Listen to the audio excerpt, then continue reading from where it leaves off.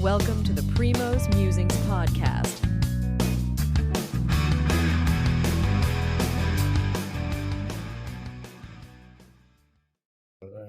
Good evening, Dan. How are you doing?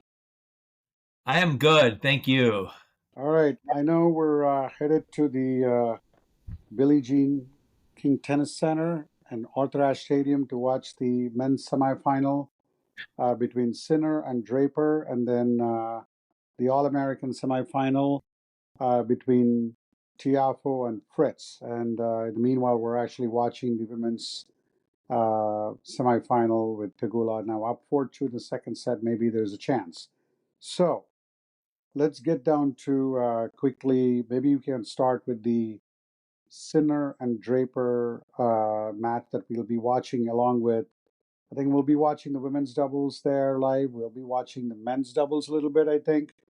But then I think the Sinner and Draper match is the first one, and then the marquee matchup is going to be the Tiafoe and Fritz match later at 7 p.m. So, how do you see this going in each of the semifinals? Well, thank you. So, in this first matchup, it's going to be interesting. These players, we just looked it up, have only Jannik Sinner. Obviously, he's won the Australian Open this year, and then since then, he most recently won Cincinnati, and he's playing great right now. It seems like his game is coming into form. Last night against Medvedev and beat him in 4 sets, and we know Medvedev had a strong tournament, and that was Sinner, I think, started off strong. Then Medvedev kind of picked things up, got aggressive in the second set, and then I think Sinner once again just turned it on in the last 2 sets. He saw that he had to kind of answer the bell and become aggressive once again as well. He started coming to net a little bit, and he was just able to wear Medvedev down basically over time. And so Sinner prevailing in 4 sets, and then we got Draper in the bottom half. He's kind of new to the tennis world. He's a young guy, 22 years old. I think we just looked him up. He has just one career title, and but he's got. I've seen him play just very superficially through highlights so far in this tournament, and big lefty serve. He can take the opponent way out of court to the ad court. And huge forehand also, so he can kind of follow up that big serve if the player is able to keep it in play with a pretty punishing forehand, maybe end the point right away. So how do I see this going? Well, it's a good question. Head to head, we looked it up. Sinner and Draper played once a couple of years ago, I think in 2022 in Queen's Club, one of the tune-ups for Wimbledon. And Draper got him it was a best of 3 match, got him in 2 tiebreak sets. Sinner obviously is a different player than he was 2 years ago. And I mean, Draper arguably is much better maybe too than he was 2 years ago. But I think it's going to be an interesting match. I think it's going to be very few breaks of serve. Both these guys have huge serves. Draper's, like I said, got that huge lefty serve. I don't think there's going to be many breaks. I expect to see, a couple sets that go to tie breaks tomorrow, which would be exciting. Mm-hmm. Ultimately, I think I see Sinner either taking this in 3 or 4. I still just don't see Sinner losing in this matchup. But if I had to guess, I would say Sinner in 4 sets in this matchup. How do you handicap this one? So far, like we talked about, I think Draper has been almost perfect in this tournament, right? I don't think he's dropped a single. That's correct. Yet. But he has not come up against any quality opponent like a Sinner. I mean, Sinner is world number 1, and he just comes off this huge 4-set victory over Medvedev, which I got to watch yesterday. It's just like hitting back and forth. But I think Sinner's already got the big test. Like he got past Medvedev, an ex-U.S. Open champion, and Draper, like you said, like we both talked about, has not lost a set, and a lefty. So it's going to be very interesting because I don't think during this U.S. Open run, and we can check, Sinner has not faced a lefty. Sinner is much better player on the baseline. And yesterday, you saw what he did yesterday too. He's very strong mentally when it comes to big points. Um, and and sometimes, I mean, Draper is playing his best tennis of his life. And like you said, like he's just come out of, it's not like he's not come out of nowhere. He did beat Alcaraz. We talked about this in a previous tournament. He did play in the Cincinnati. He was involved in that controversial point with, I think, FAA Yeah. from Canada, and which was a match point, which the umpire refused to review. Um, and I think that's the only thing. But I think Sinner is probably the clear favorite to me. Um, I actually think this could be even at 3 sets, Sinner winning in straight sets, because I think Sinner has passed all the tests right now so far. And I don't think Draper, I think it's going to be, the moment is going to be big for Draper. Maybe his chance, maybe, I mean, I think it's like an unreal run for him. I think not having like a Alcaraz in the line on the way here, I mean, it definitely makes it easier. Um, so I feel that it's going to be Sinner in three tomorrow, which means hopefully for us, the matches will start early for us in the Tiafoe and Fritz, which is what right now it's the marquee matchup. The tickets now are going, I think you said like $400 for that matchup right now. And let's get down to the All American final. And before I get to the prediction or the preview, we have to state that I think this is the first time since 2009 an American is actually in the Grand Slam final. And you know who was the last one to do that in any Grand Slam? Roddick, right? Yes. Yeah. Interestingly, Roddick has the unique, I would say, stat of not only being the last American to win the US Open 2003, he was also the last American to lose in the US Open final to Federer in 2006. And he was Oh, also the last American to win, or to appear in a Grand Slam final in 2009 in Wimbledon. was that? So, Oh, yeah, that was Wimbledon. Oh, that was against Federer, also, right? exactly, exactly. Oh, okay, yeah. So there you go. All right, let's get down to the actual. Before we get there, Fritz and Tiafoe have been playing since they were young kids. And I think I was listening to a interview that Tiafoe had where he said that all along as they were growing up together, they always thought it could be him, Tommy Paul, Riley, and Fritz. Somehow they were all talking about that one day they would all make it to this big dance. But here they are, and the record right now is Fritz is 6 and Tiafoe is 1. 6-1 record for Fritz. So how do you see this going? Yeah, I'm surprised that record is so lopsided. Their career head-to-heads, like you said. I think Tiafoe won the first matchup whenever they played several years back, and then I think Fritz has won 6 in a row. Interestingly enough, I don't know if they've ever met at a Grand Slam though.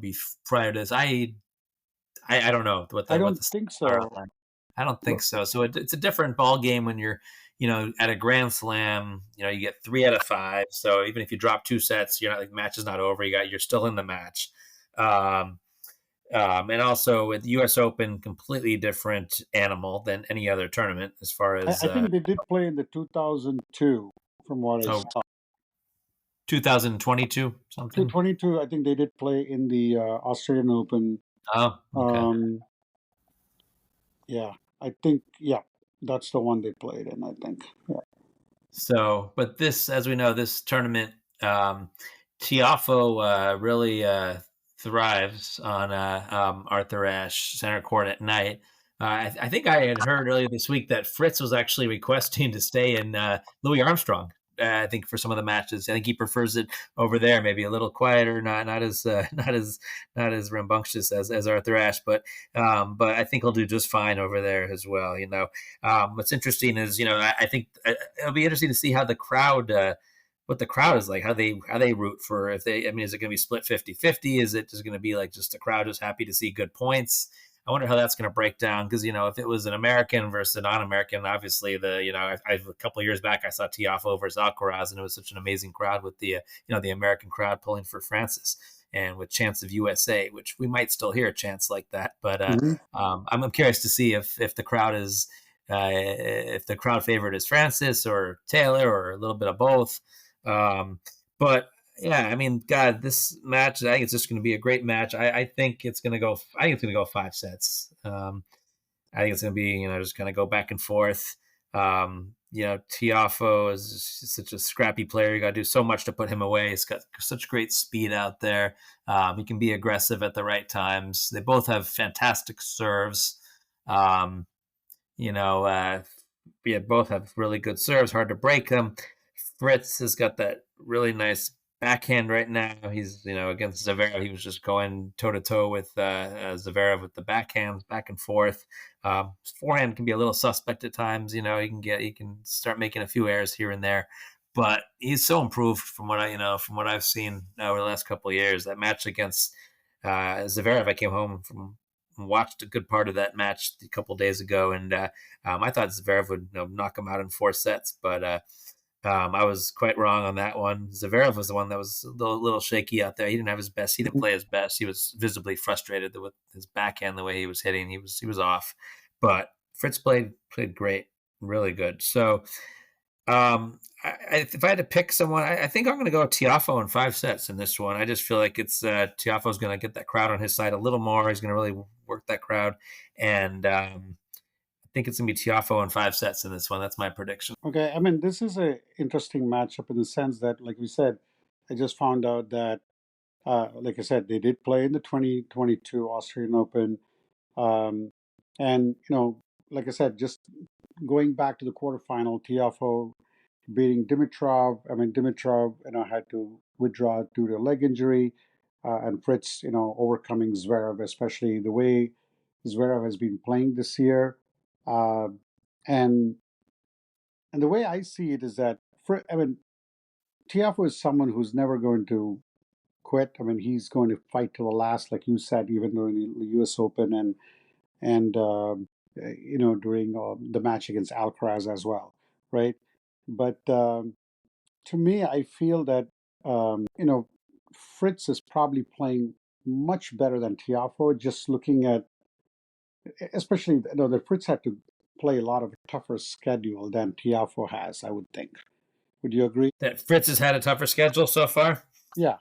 Yeah, I mean, Tiafoe, he had that tough. Don't forget that tough match against Shelton. That was quite the match That's last third Friday. round. Yes, yes, I would agree They there. both had some tough. They both had some pretty tough opponents. I think you're right. Overall, you can make a case for Fritz's path being a little tougher. He had Casper Ruud also. Ruud was a little, I think, tired, banged up. I think he Well, got he a did win little. the first set. Ruud won the first set Yeah, he pretty did. easily, Yeah, and I think that yeah, was the best I've seen Ruud play in a long time. And I mean, that was in Armstrong Stadium, like to your point. And then Fritz comes back and beats Zverev, who is world number 4. yeah, So Fritz has technically beaten 2 players who've actually been in the Grand Slam final. One this year, and Ruud was last year, right? I mean, although Ruud has not had like a great season like Zverev had, so that's one of the reasons why. Again, Fritz has a better record against Tiafoe. We talked about this. He's beaten better players. He's probably more prepared to take that next leap to become yeah. the second player since Roddick to appear in a Grand Slam final. And I think I'm going to stick with that.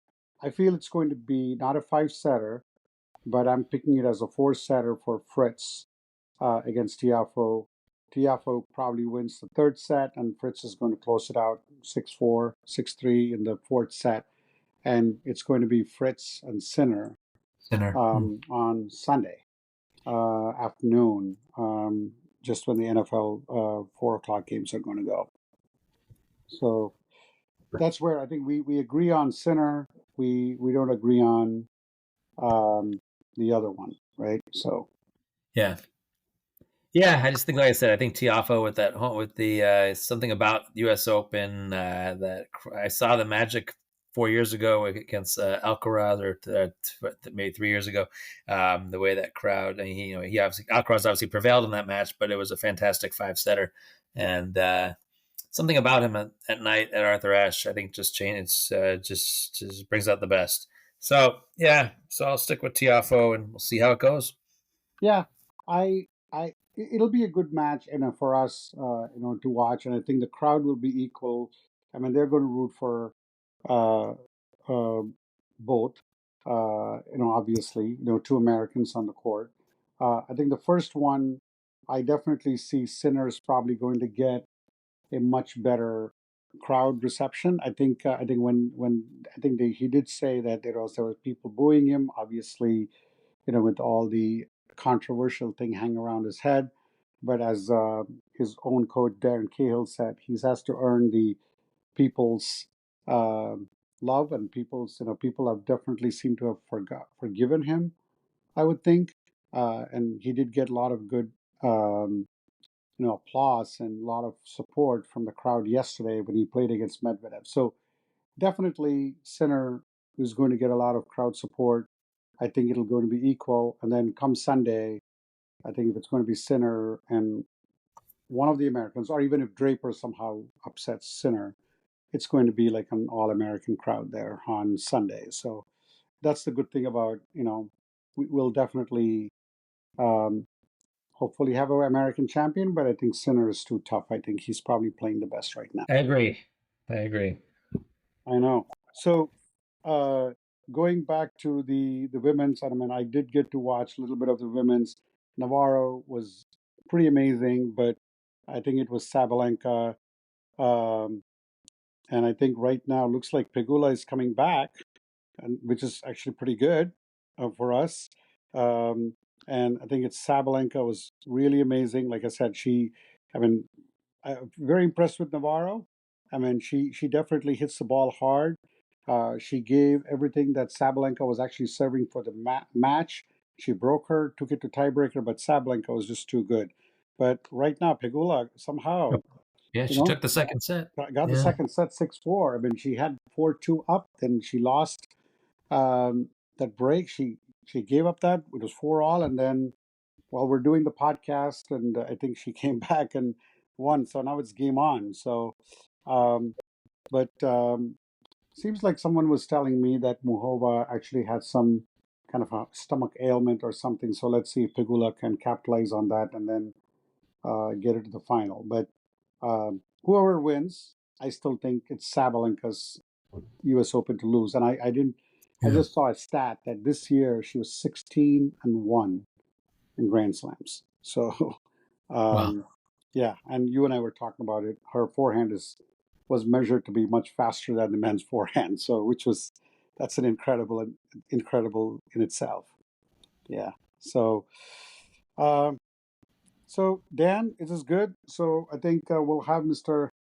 Eric uh, drive us to the U.S. Open, and we got a new guy, Mr. Allen, tax man. We'll give him a shout out so that he can listen to our podcast, and I think looking forward to the match tomorrow, and definitely the U.S. Open. The weather is going to be good, and I think we're going to have a good tournament tomorrow. I think. Yeah, I think we'll have a great day down there. We got some other matches to take in before the semifinals start. As like some of the I think the juniors. women's. I think one of the Yes. things that we'll be watching would be the women's doubles. I think, if I'm not Yes. mistaken, in Armstrong, and I think it's going to be Ostapenko, who's actually ranked number Yes. 7. I think Yeah. she's actually ranked. I mean, she did have a. I think she lost earlier this year, but and then I think that's where we'll see. And I think men's. I don't know if we're going to watch the men's doubles tomorrow. Uh, No, men's doubles final is Saturday. Unfortunately, it's they flipped it Saturday, this right? year. Yeah. Yes, they flipped it this year. It's the ladies tomorrow, and they had the mixed doubles final today. I don't know the result of that. It was Taylor Townsend was in the final with Donald I think Young. they did lose to the Italian pair of Irani and Vavasori. So I think Young and Townsend. I think that's a great run for them. Yeah. So Yeah. yeah, so it was good to see like Americans in the mixed doubles final. We'll definitely see an American in the men's final. Hopefully, Pegula can turn this around. Yeah. We'll probably see. I think that could be a good trivia in itself. When was the last time? Well, of course, the women's doubles is not Americans, but when was the last time you had at least three uh, of the lines, like men's or women's and doubles and singles, that you had like an American in the final? So Yeah. that's like yesterday we had like a tough time getting ChatGPT and Google Gemini and not Yeah. giving us the right answer when it came to like the last American to play or last American. So Yeah. Or a good question would be, when was the last time that an American won the women and the men, right? Singles finals. And that'd probably be like I don't know, Venus and or Serena, along with maybe an Agassi, Sampras, maybe in that era. I'll take out the Honey Deuce Cup, and I don't need any Chat GTP. I can take out the Honey Deuce Cup and look at past champions. I'll get you an that is answer. true. Deuce Cup, yeah, yeah. That is So true. I'm gonna look that up. I'm curious. I think it's probably like a Venus Serena combo, along with maybe an Agassi, Sampras, if I had to guess, but I could be totally wrong. So we'll see. We'll see. I think that's a question for Yeah. tomorrow. We can during the car ride we can ask. Yes. There you go. All right. So All at that right. we wrap it up, and then I think we both agree it's hopefully in the men's final. I mean, whoever it is, if it's Sinners goes through, I think it could be Sinner. That's what I would think. Yeah. Okay. All right. All right. Good night, Dan. Thank you. Thanks for listening. Primo and Dan will be back soon.